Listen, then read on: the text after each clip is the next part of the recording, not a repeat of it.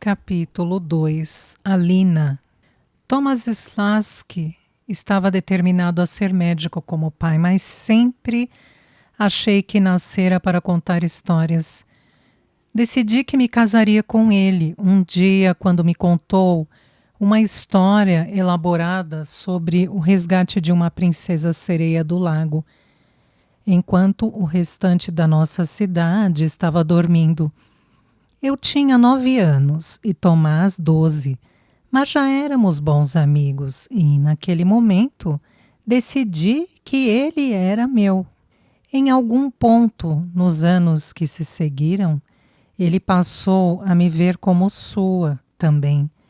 E quando terminei a 7ª série e minha família não dispunha mais de meios para me mandar para a escola, Thomas tinha o hábito bem estabelecido de me visitar em casa. Como a maioria das crianças que conhecia, saí da escola e fui trabalhar no campo com os meus pais. Embora, ao contrário da maioria, nunca tenha trabalhado tanto assim. Eu era a filha mais nova e, mesmo depois que a puberdade chegou e passou, ainda tinha a compleição delicada e apenas 1,52 m de altura. Todos os outros membros da minha família eram altos e fortes. E, apesar de meus irmãos gêmeos serem apenas 14 meses mais velhos do que eu, minha família nunca tinha realmente parado de me tratar como uma criança. Eu não me importava muito, contanto que significasse que os gêmeos ficariam com um trabalho pesado nos afazeres da fazenda. Thomas era de uma família mais rica e há muito destinado à universidade. Por isso ele continuou no ensino médio por muito mais tempo do que a maioria em nosso distrito no sul da Polônia.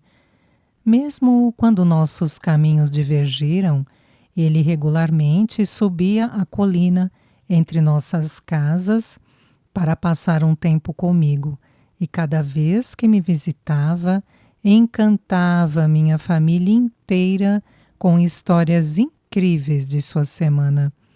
Mesmo quando criança e adolescente, Thomas já tinha um jeito de falar que fazia você pensar que tudo era possível. Isso foi o que amei primeiro nele. Thomas abriu o meu mundo para possibilidades infinitas e, ao fazer isso, encheu-o de magia.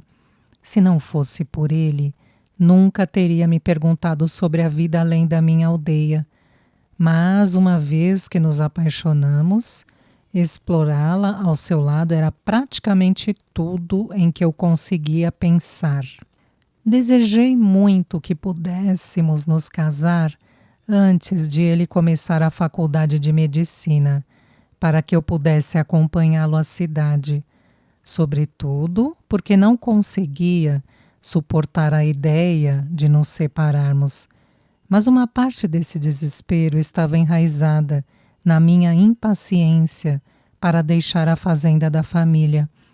Minha casa ficava logo depois dos arredores do município rural de Zebinha, onde o pai de Thomas, Alexei, era médico e sua mãe Julita fora professora até morrer no parto de sua irmã mais nova. Eu tinha certeza de que minha vida estava além do pequeno mundo em que habitávamos, mas não havia como escapar sem casamento. E eu ainda era um pouco jovem para isso, apenas 15 anos na época. O melhor que podia esperar era que um dia Thomas voltasse para me buscar. O fim de semana anterior à partida de Thomas, no final da primavera de 1938, chegara. O tempo tem um jeito de diluir a maneira como nos lembramos das coisas, mas há algumas recordações nítidas demais, até para a devastação dos anos. E aquele domingo está tão fresco em minha mente como estava quando acordei na manhã seguinte. Talvez seja apenas um efeito colateral de manter a lembrança tão perto de mim ao longo dos anos, repetindo-a na cabeça inúmeras vezes, como se fosse meu filme favorito. Mesmo agora, quando luto para lembrar onde estou, às vezes, ou que dia é, tenho certeza de que ainda me lembro de tudo daquele dia, cada momento, cada toque, cada cheiro e cada som. Durante todo o tempo, nuvens cinzentas pesadas permanecerão baixas no céu. Havia chovido tanto nos dias anteriores que minhas botas estavam cobertas e eu não tinha certeza de quanto vinha dos animais e de quanto vinha da lama. Por dias o tempo esteve sombrio, mas naquela noite de domingo soprava um vento cruel que a tornava ainda mais amarga. Meus irmãos Philip e Stanislau haviam trabalhado o dia todo no frio, enquanto eu conversava com Thomas. Por isso, meus pais insistiram que eu realizasse uma última tarefa: cuidar dos animais antes do jantar. Eu resisti ferozmente, até que Thomas pegou minha mão e me conduziu indo na frente. Você é tão mimada, ele riu baixinho. Você soa como os meus pais, murmurei. Bem, talvez seja verdade. Ele olhou para mim, ainda me puxando pela mão. Mas a adoração em seu olhar era inegável.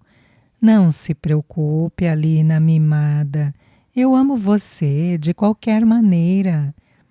Com isso, senti uma onda de orgulho e prazer tão forte que todo o resto se tornou irrelevante. Eu também amo você, disse, e ele me arrastou um pouco mais longe, um pouco mais rápido, de modo que quase colidimos, e no último segundo deu-me um beijo sorrateiro. Você é corajoso em fazer isso com meu pai tão perto? Eu sorri. Talvez eu seja corajoso, respondeu. Ou talvez o amor tenha me tornado estúpido. Com isso lançou um ar ligeiramente ansioso para a casa, apenas para se certificar de que meu pai não nos tinha visto. E quando comecei a rir, ele me beijou de novo. Chega de diversão, disse ele, vamos acabar com isso. Logo terminamos e, finalmente, era hora de entrar para escapar do tempo terrível. Fiz menção de ir direto para casa. Mas Thomas segurou meu cotovelo e disse com gentileza, vamos subir a colina? O quê? Exclamei pasma enquanto meus dentes batiam. E ele sorriu assim mesmo e ri dele. Thomas, talvez eu seja um pouco mimada, mas você é definitivamente louco.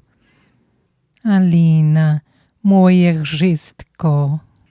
Isso mexeu comigo, sempre mexia, porque seu apelido para mim significava meu tudo. E toda vez que ele falava isso, eu ficava com os joelhos bambos. Seu olhar se tornou muito sério. Esta é a nossa última noite juntos por um tempo.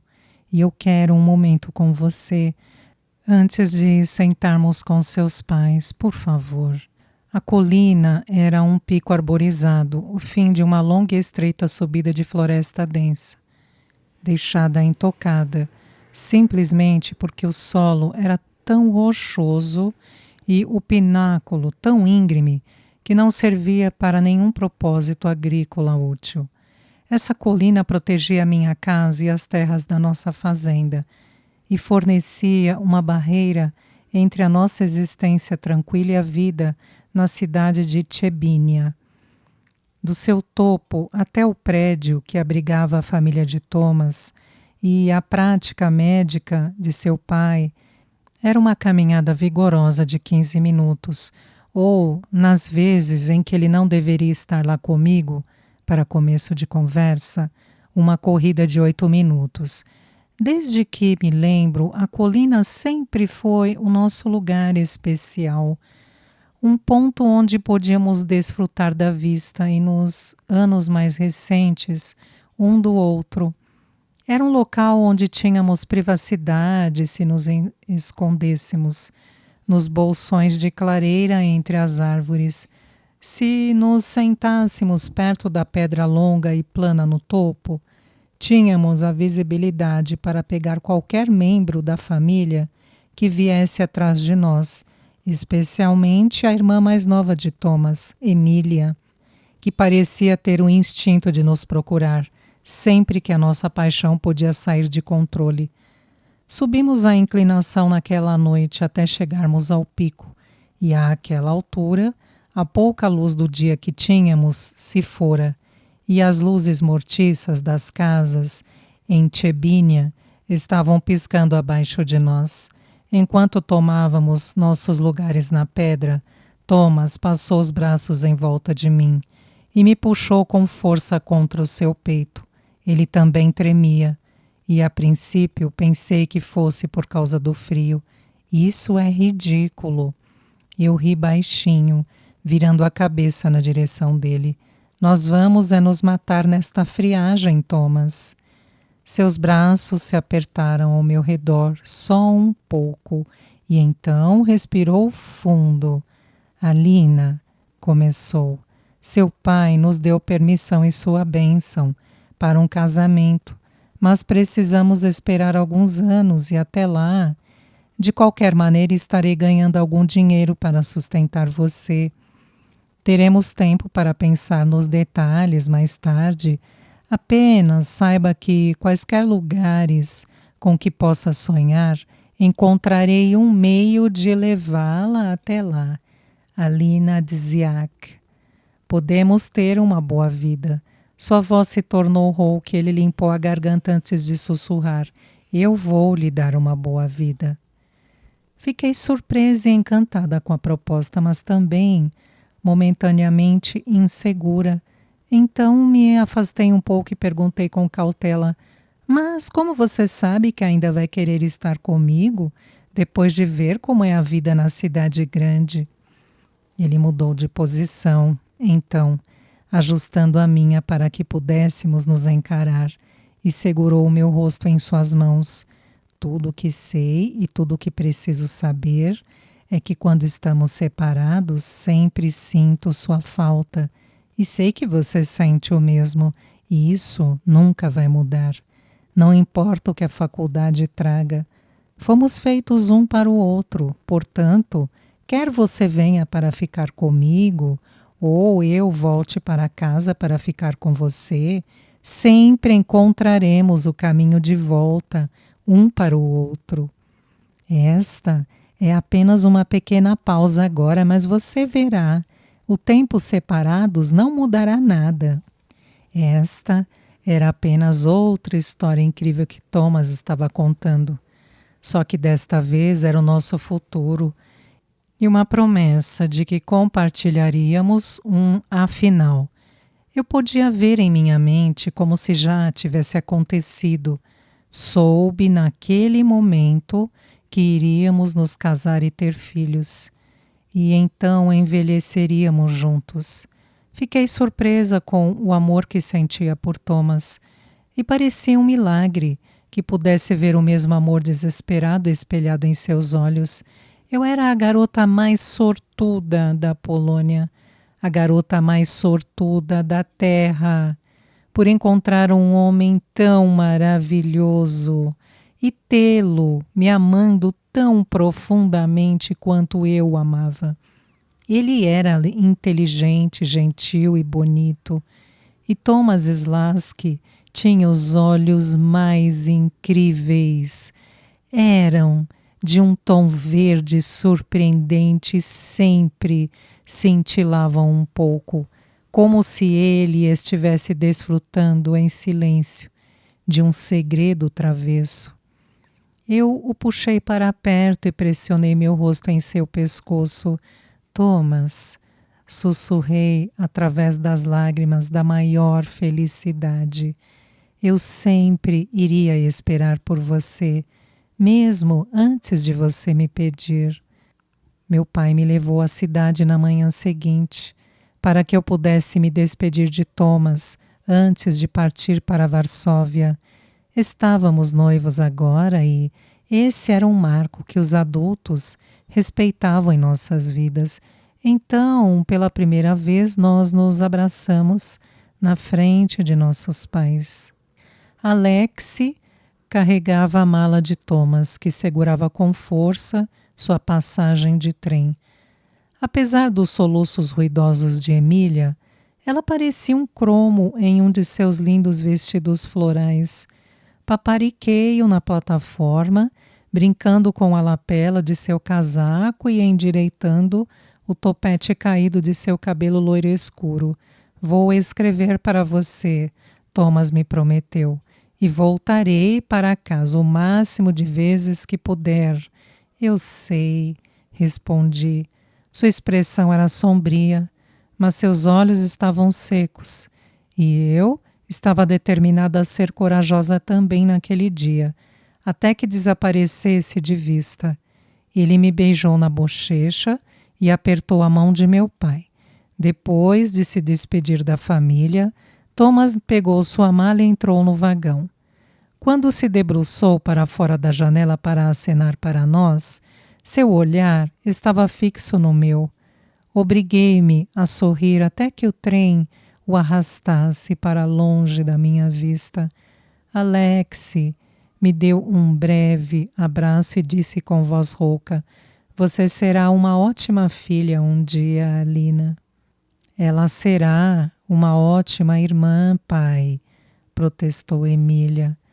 Ela deu um último soluço estremecido e fungou dramaticamente, então pegou a minha mão e me puxou para longe do abraço de Alexi. Eu não tinha muita experiência com crianças, mas o carinho que nutria por Emília cresceu sobremaneira naquele momento, enquanto ela sorria para mim com aqueles olhos verdes brilhantes. Beijei a lateral de sua cabeça e a abracei com força. "Não se preocupe, pequenina, serei sua irmã enquanto esperamos.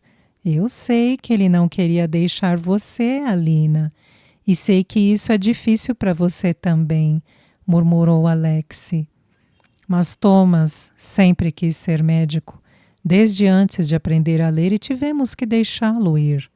Fez silêncio por um momento, depois pigarreou e perguntou: "Você vai nos visitar enquanto Thomas estiver fora, não é?" "Claro que vou", prometi-lhe. Havia uma tristeza persistente no olhar de Alexi, e ele e o filho eram tão parecidos. Os mesmos olhos verdes, o mesmo cabelo loiro escuro, até a mesma constituição. Ver Alexi triste foi como ver Thomas triste em um futuro distante. E só de pensar nisso eu já ficava com raiva. Então dei outro abraço afetuoso. "Você já é minha família, Alexi", disse. Ele sorriu para mim justo quando Emília pigarreou de forma incisiva. "E você também, pequena irmã. Eu prometo que visitarei vocês tanto quanto eu puder, até que Thomas volte para nós." Meu pai estava solene na caminhada de volta para a fazenda, e em seu costumeiro estilo estoico, minha mãe ficou impaciente com minha tristeza naquela noite. Quando me meti na cama para dormir cedo, ela apareceu na porta entre o meu quarto e a sala de estar. "Estou sendo corajosa, mamãe." Menti, enxugando os olhos para evitar que me repreendesse por minhas lágrimas. Ela hesitou, entrou no meu quarto e estendeu a mão na minha direção. Aninhada em segurança dentro de sua palma calejada, estava a sua aliança de casamento de ouro simples, mas grossa, que usava desde que eu me entendia por gente. "Quando chegar a hora certa, teremos um casamento na igreja da cidade e Thomas poderá colocar esta aliança no seu dedo. Não temos muito a oferecer a você, mas este anel foi da minha mãe, e manteve unidos a mim e seu pai durante 29 anos. Nos tempos bons, nos tempos ruins, a aliança nos manteve firmes. Eu a dou a você para que lhe traga fortuna no futuro, mas quero que se apegue a ela desde já, para que enquanto espera, você se lembre da vida que tem pela frente. Assim que minha mãe terminou seu discurso, deu meia volta e fechou a porta do quarto atrás de si, como se soubesse que eu choraria mais um pouco e ela não pudesse suportar nem mesmo ver isso. Depois disso, guardei a aliança no fundo da gaveta de roupas, sob uma pilha de meias de lã. Todas as noites antes de dormir, eu a pegava na mão e ia para minha janela. Olhava em direção à colina, que havia testemunhado tantos momentos tranquilos com Thomas. Apertava aquela aliança com força contra o peito enquanto orava a Mãe Maria para manter Thomas seguro até que ele retornasse para mim.